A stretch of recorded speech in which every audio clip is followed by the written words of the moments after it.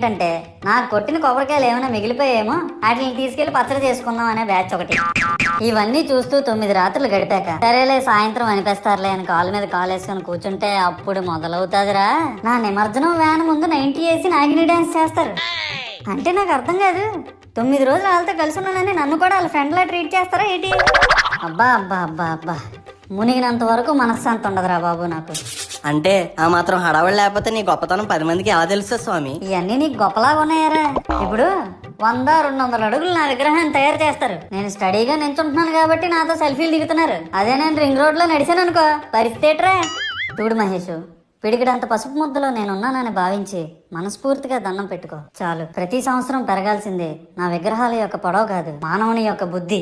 నన్ను నమ్మి ముందడుగేయు, నిన్ను నమ్మిన వారిని వెనకడుగేయకుండా చూడు. జై బోలో గణేష్ మహారాజ్ కి జై.